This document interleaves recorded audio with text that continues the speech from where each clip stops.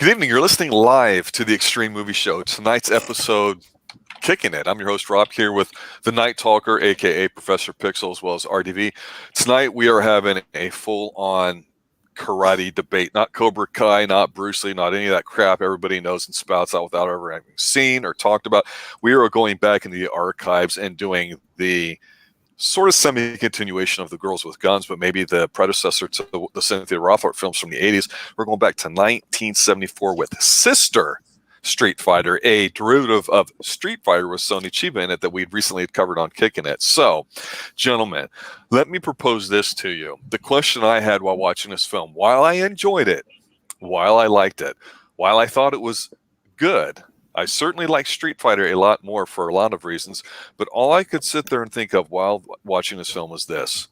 Is this a karate movie displaying her talents wisely in a great action film? Or is it a 70s pseudo kind of blaxploitation crappy flick with tons of crash zooms, weird camera angles, poor editing, and all this other kind of nonsense that just happens to have karate in it? I'm kind of stuck between us two, and I hope to have that answer by the end of tonight. So, let's go around the horn. RDV, you're big on this. What's your quick initial take? Well, this movie is fast-paced and it displays much more kung fu, different martial arts. And they actually, then I was cool on the screen. They tell you what it is when they're doing it. So yes, I agree. For beginners, it's great. Not only that, superb cast. So like I said, you still get Sonny Chiba in this movie, but he's not the main star. Yeah, and I think, as we've talked about before, having a lead film that has a female martial artist is always great. And we've talked about, like, say, Amy Johnson, say, in the current generation, Cynthia Rothrock back in the 80s. It's kind of hard to go back into the 70s and pick a woman out in this kind of role, but obviously this is a foreign film.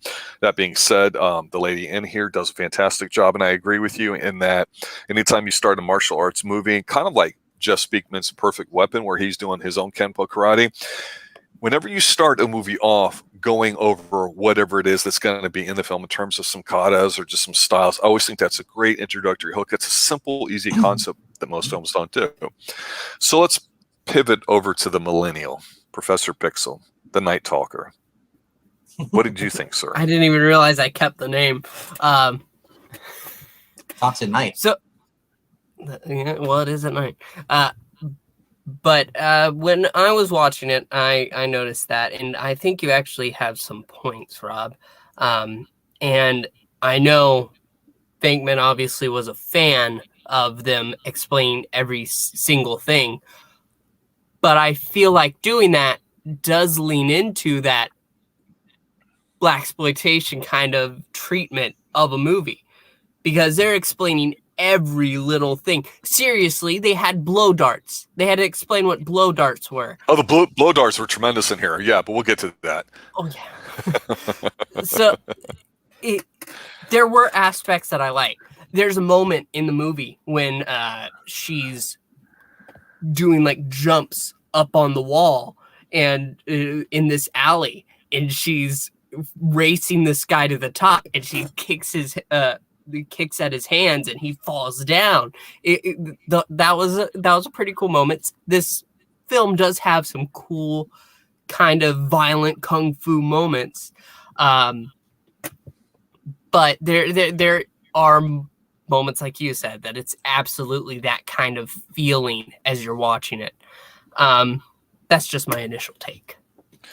Yeah, I think for this film, I mean, obviously martial arts got extremely popular stateside here with a lot of people coming back from the war, whether you would say the Korean War or even Vietnam, and of course became really mainstream. So Hollywood was trying to find ways to do that and took people like Chuck Norris to go mainstream for that to happen. But obviously it was more a part of a culture of, say, in China and other areas over there in Asia.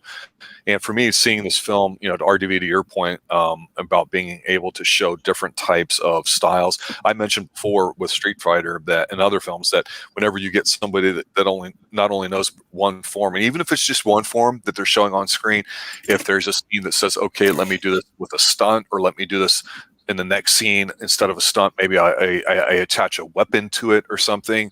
I think the creativity in these martial arts films that we all like is, of course, the appreciation of the physical aspect of them performing it and the timing. And while, of course, it is, recorded on film, they get as many takes as they want. We like the fact that they're doing it for the most part. I know Pixel had mentioned the falling down scene or whatever, which was pretty good and pretty violent too. Actually, this is not a light film. I mean, it's pretty graphic. I really do like that.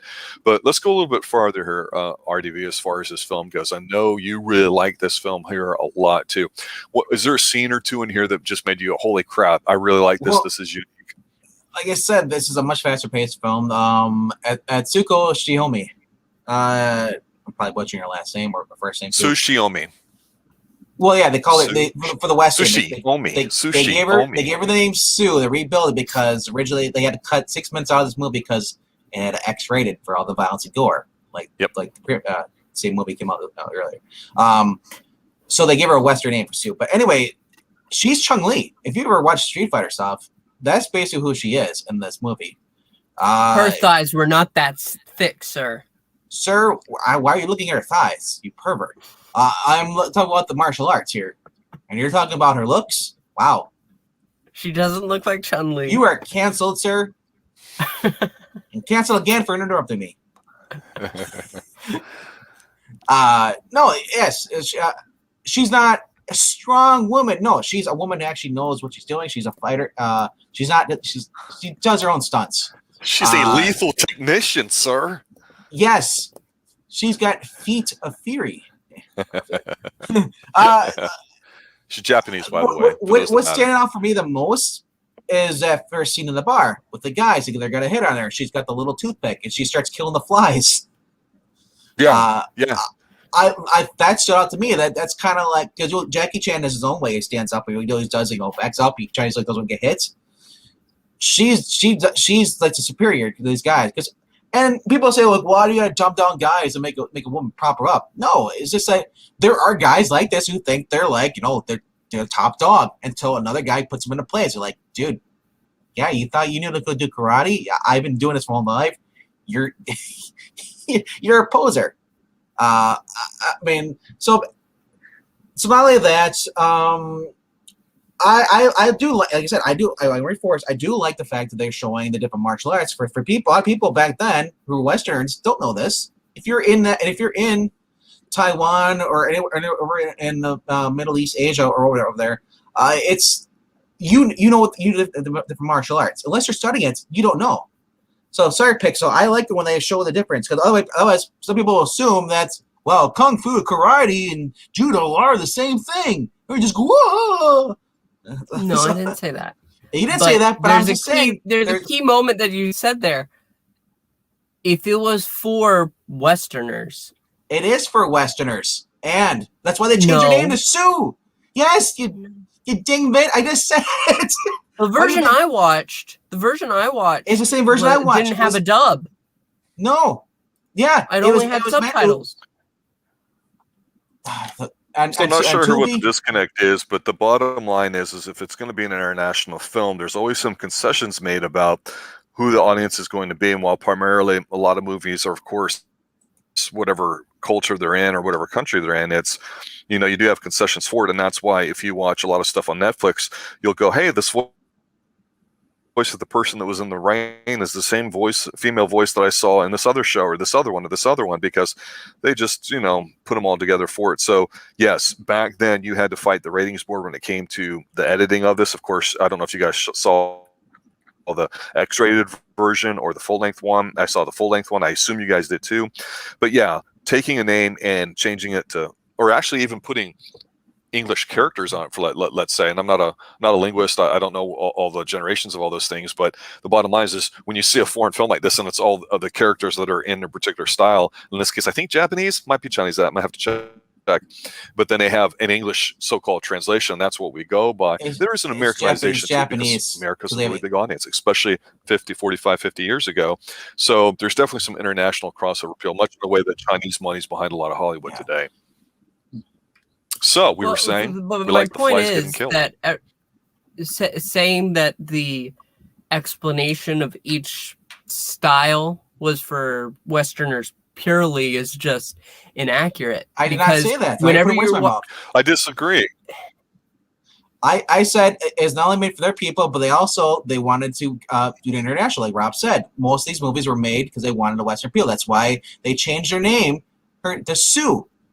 Otherwise, her normal name is Etsuko. But for the Western casting, they changed the name for her acting.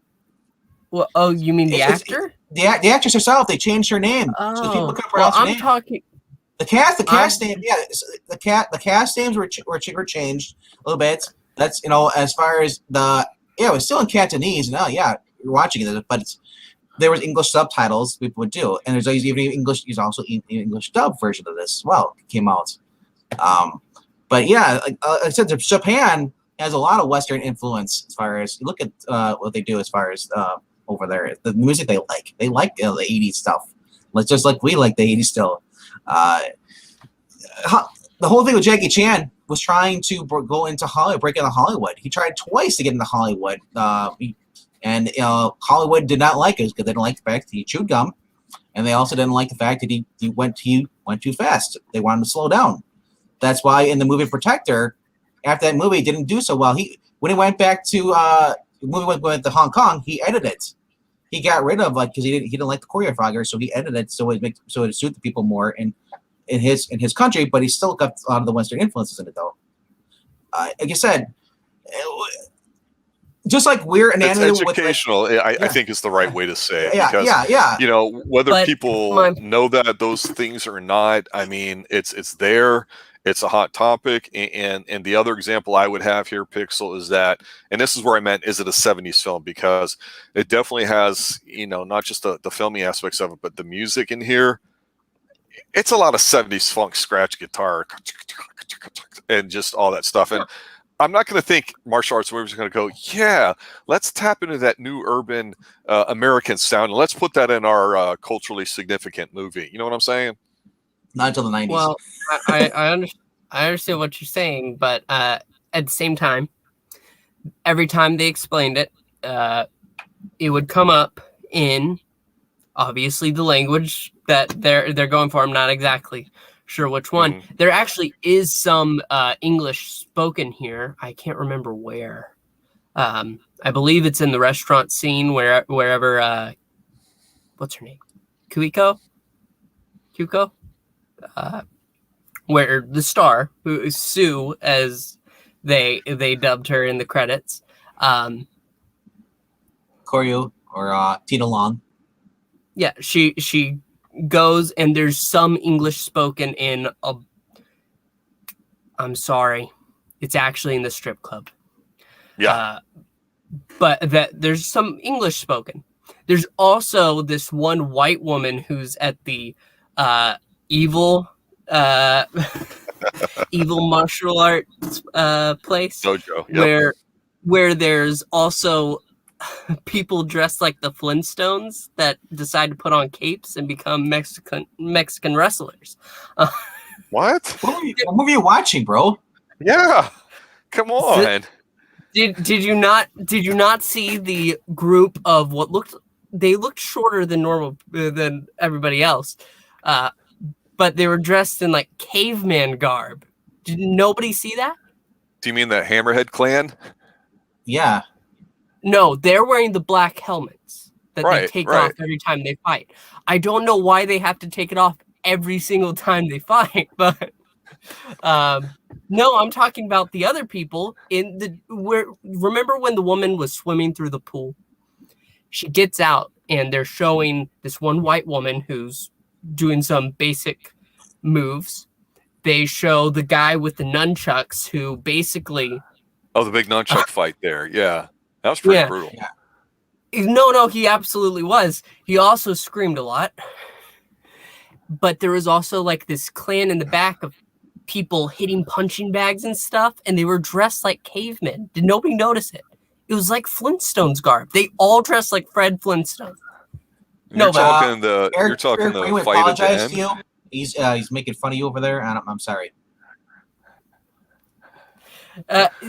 There's some silly aspects to this movie. I do have to say. but it wasn't unenjoyable. There's absolutely moments that I enjoyed, but there were also moments that I found myself laughing at a couple things. So you enjoyed the movie then? I mean, I didn't say it was a terrible film. Well, you came off of that with the whole, why are they telling me what these different forms of martial arts are? So you know what they are. So you don't just say that's karate and sound like a jackass. It's not. No, I was feeding into Rob's point where it's don't feed Rob. We don't feed Rob after a certain time. I do. I'm the night talker. You're absolutely right. There were people that were dressed up like the Flintstones. I'm looking at it right now on my copy. Mine actually has a bunch of English subtitles there too. Yeah. I don't know. I don't really care because I was so focused on the Hammerhead clan, and these people walking around with like these garbage buckets on their head. I mean, it's almost intimidating.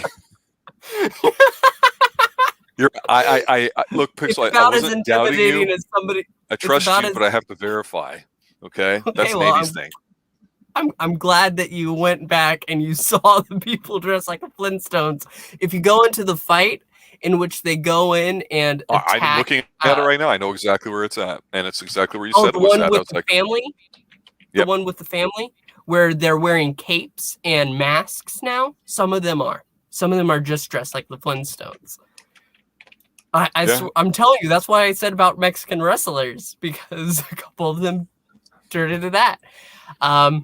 There's a guy overhead pressing in the background too, and this is right before the sickle and the nere, the ancient Chinese martial arts that they're displaying before the white girl, when the blonde hair is doing her katas or whatever. Yeah, well, this is all poolside. You're absolutely right. It's around the 28-minute mark. That's a good catch, because in my mind, I'm just simply blocking out this Flintstone-looking group. And it was actually the Amazon 7 from Thailand. They're demonstrating kickboxing forms, sir. A very ancient, very noble form of martial arts, sir. So, no, they're not dressed like Mexican wrestlers, just being there because they're being goofy, for God's sakes. I mean, I don't think Lucha Libre wrestling has the historical context of, say, Thai kickboxing. I just, in my book, that doesn't count.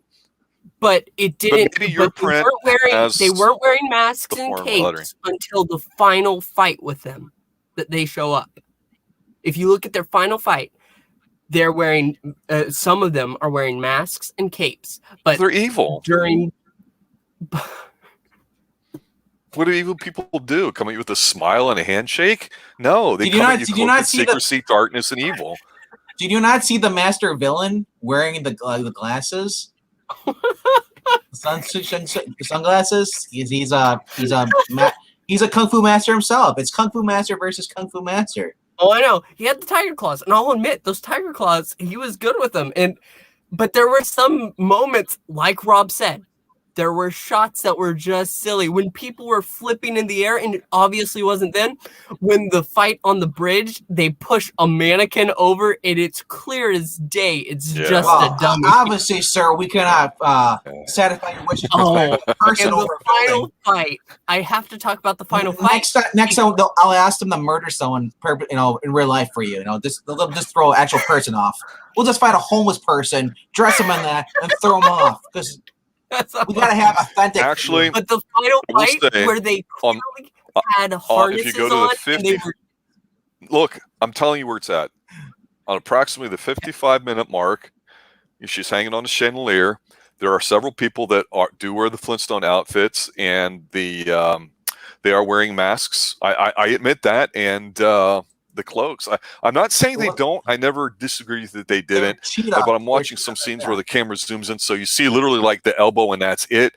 It's I forget what the angle is called, because it's not. It's a lot more one shots where you just have the one person in frame, and I call this balcony angle. Yeah. No, it's but that's just their culture. Like I say, it's silly. It's not Fred Flintstone. It's not caveman. It's just their culture from where they are, from that part of Asia. It's just they're making it stylistic. Is what I'm thinking. Yeah. I mean, there's even you gotta realize though, this is also I understand what Rob says, black exploitation, because the guy, he's kind of a cheesy villain, and what do I collect? I collect other villains. Let's do come it for on. me. Actually, and there's nothing wrong with that. I don't, like I said, it doesn't just degrade the actual movie. It doesn't make it bad just because it has it in there. If anything, it adds it more entertaining. Let me talk about the final fight and the most atrocious part of this film. Oh my god! Let's finish with the final fight. Let's finish with the final fight. But I want to talk about my favorite scene, and I think probably a better way to describe this film for the 3 people that might listen to this. Okay, and I know Eric Brain counts as one. I understand that Mr. Brain, who's here in chat with us, is listening, and he's a scholar when it comes to, older movies and all that too. He's obviously been a fan for a very long time, and we appreciate that. To all the people that are serious hardcore film fans thinking we're a bunch of Americans that don't know what the hell we're talking about, I will simply add this to it. The reason why we picked this particular film is that we're trying to explore different cultures and how they display their martial arts and tie it into some other themes. That's why we started with America and we worked backwards. Then we went to the ladies. We'll do Middle Eastern at some point here too. Okay, we just will. That being said, there was one particular actor way back in the day in Hollywood's golden age that had an immense amount of talent. This particular director, actor, producer, voiceover artist, whatever you want to call it, had so much talent in this particular thumb that if he chose to act in a martial arts film, it would be the best martial arts film of all time. If he directed a martial arts film, it would be the best directed martial arts film of all time. And all this time watching this, while I can't actually disagree with any of the descriptions Pixel has about the mannequins being jumped overhead and the Flintstone-like bad guys and the weirdo stuff that's going on, because yes, it's true, they're all present. I gave you the timestamps. I think the best way to really answer this, and now that I had the question at the beginning, is this a 70s film with black exploitation type things in it? That's an easy yes. But now that we've done a deep dive and we've actually gone through the nitty gritty, I will close with pretty much this, except for the final fight scene, and that's this. Orson Welles made this movie. And that's all I have to say. So if you're familiar with Orson Welles, watch this film, because it's got scenes of black and white. And my favorite scene is actually when she's fighting somebody and they keep kind of like moving way far back in the screen to where they almost seem like they're completely getting smaller and smaller. And it's all like in black and white on the hallway. And I'm like, what the hell is this? I don't get it. It's just bizarre and it's weird. And RDB, that's what I was saying to you at the beginning, that while I like this film, I found it entertaining on a certain crash level, I guess. That's why I preferred the actual Street Fighter first, because it was darker and disgusting and grittier and all that. But this one's definitely different. There's 2 versions. There's a censored version and an uncensored version of this movie that's out in circulation right now. I'm not sure. I watched the one on Tubi, so I'm not sure if that is the censored or uncensored version. Pretty sure I watched the uncensored version. Because they're saying, they're both. Well, yeah, there was one that was released on Blu-ray that had Japanese with English subtitles, and I believe that's probably the one that Tubi uploaded, is that one. Now, as far as if it's uncensored, I can't really remember, because I said they took out gore. There was no nudity in it, so it's like that'd be a clear way, But as far as the guys having the stuff in here, I'm sure some of it was for gags, some of the stuff that's there. But I think a lot of it too is also because you gotta realize it seems weird to us because we're not used to that Pixel. It could be some of their culture, that's the way they do stuff. If you read, I don't know if you read manga at all or read anything like that. Look at any of the old samurai stuff. Movies or TV or TV shows. Like I said, I said that they have their own style as far as the Japanese, even with the Chinese, they have their own stuff. They were trying to include some of the Western stuff into it as well, as far as they're trying to, because I said they're trying to appeal to the Western. And it is a Japanese film, so yeah. Again, a film is a film, but I mean, they're gonna approach it differently than say Chinese that usually do like a lot of color, and they would do like a lot of period pieces before they actually tried to modernize their martial arts. You see what I'm saying? Yeah, like you said, they basically want this whole movie was supposed to show off the martial arts, and they just built a plot around it. Yeah. Yes, I absolutely understand what you're saying, and I absolutely give some of the points you have. They absolutely have their own culture, and they absolutely have styles that are different in displaying them. There's nothing wrong with that. but some of it did feel like it was what you just said. It wasn't a movie that was that used martial arts. It was martial arts that they built a movie around, and that just felt. But it was still fun though. Like I said, when Susan, when she's on camera doing her moves, I wasn't paying attention to anything else. I was watching what she was doing because, dude, she's badass. When you watch her do her flips and stuff, I won't deny that. The women in this movie have actual moments. There's actually a cheeky moment towards the end where one of the he's fluent British on us, where there's this woman, one of the women there. She's fighting somebody and she gets cornered into a wall, and it looks like the guy's about to have the upper hand. Then Sonny Chiba comes in and just knocks him out, looks at her and says, "This is why we leave girls at home. You are always slowing men down."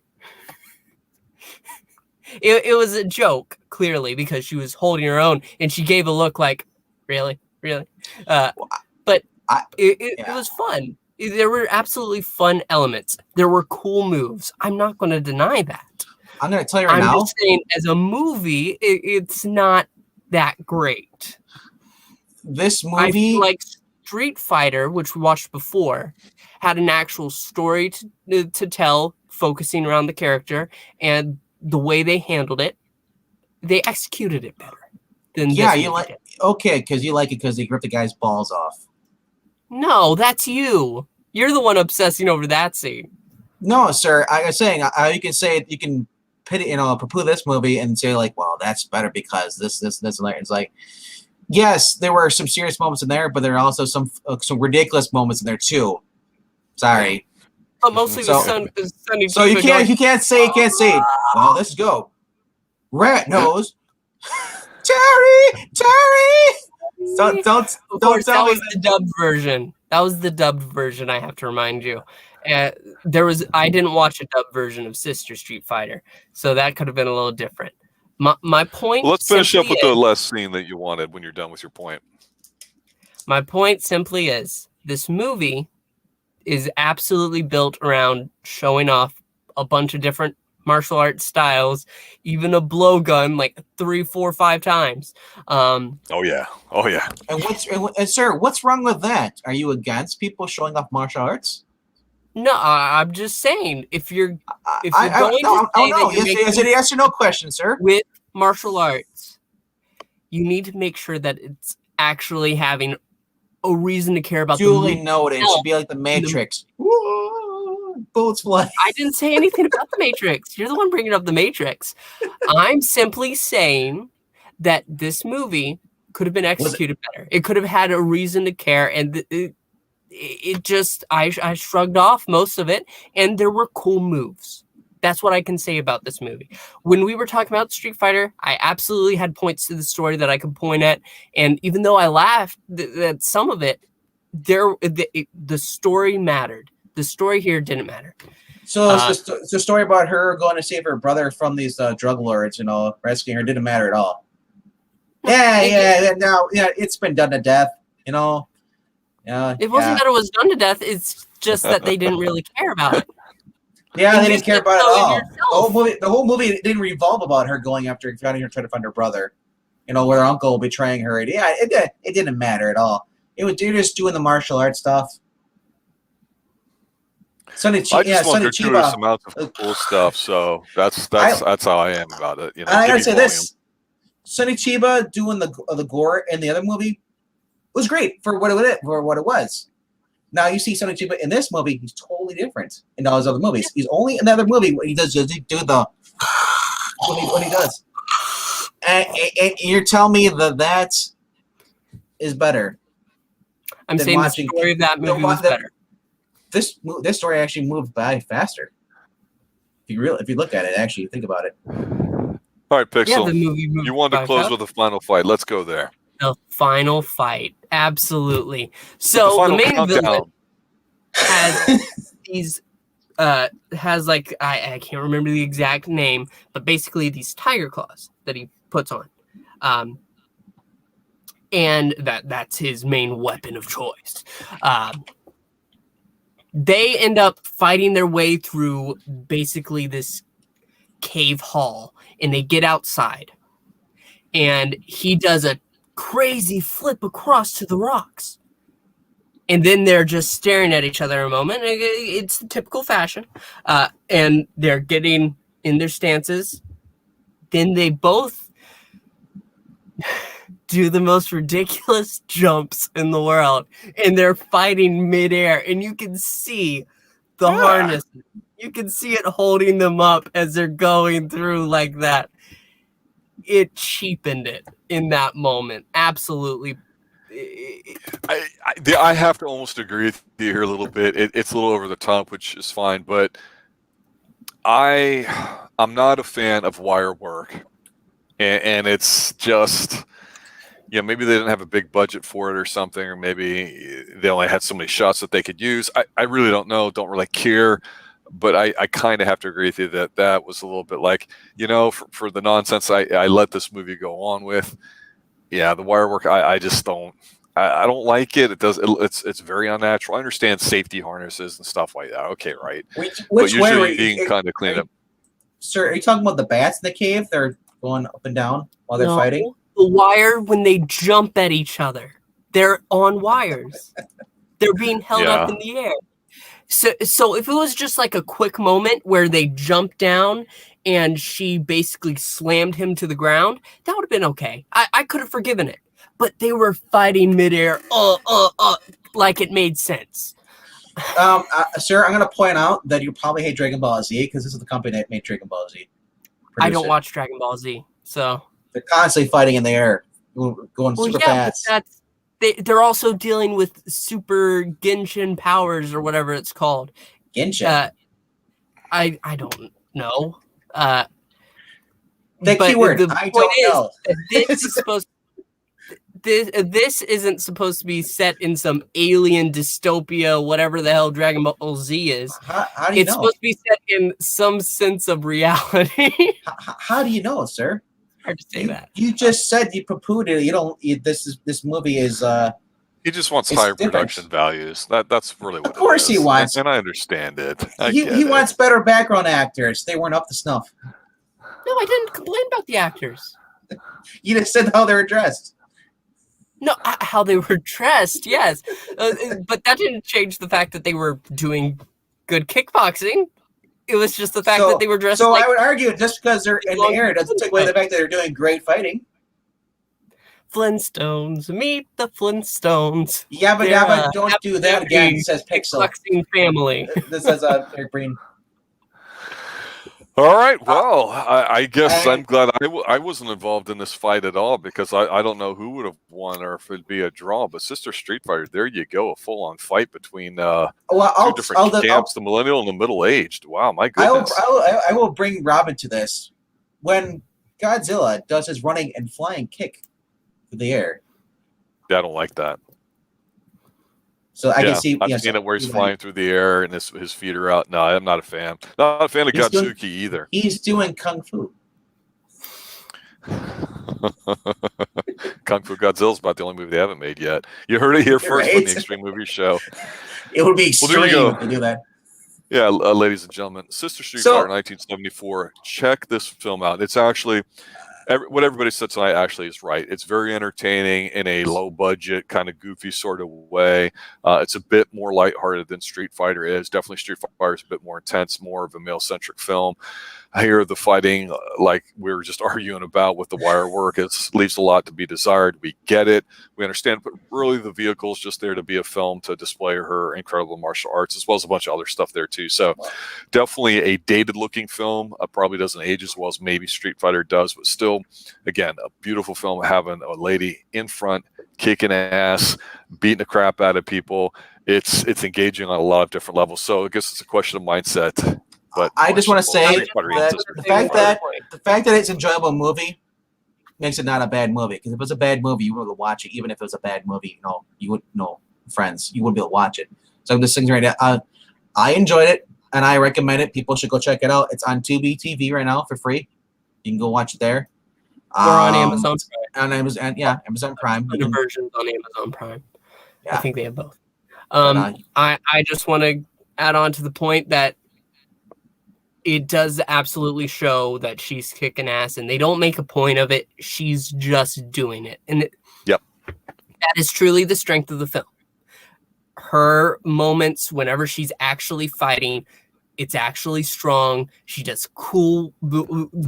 Like I said, that alley scene where she's going up the wall, it was absolutely cool. And she absolutely does kick ass in this movie. So if you have a chance, do check it out. But you have to keep some of the silly elements in mind. And like I say, obviously people liked it enough because it's like a trilogy, I believe. Oh, both movies. Yep. And like I said, I hope we get Donnie Yen and more of the Sister Street Fighter stuff, because that's the one thing about Donnie. Donnie Yen. I'm saying Donnie Yen for Sonny Chiba. Sonny Chiba is awesome in this movie, and he's also awesome in the Street Fighter. Totally different roles. At first, I didn't recognize him because he's clean shaved in here. He's all preppy, kind of. He's like working at the school. He's like I said. I hope he's in the future installments. I'm excited to watch the next couple ones. So we'll see what happens. All right, I hope he gets that thing worked out with his mouth. Yeah, 1974. Good night, everybody.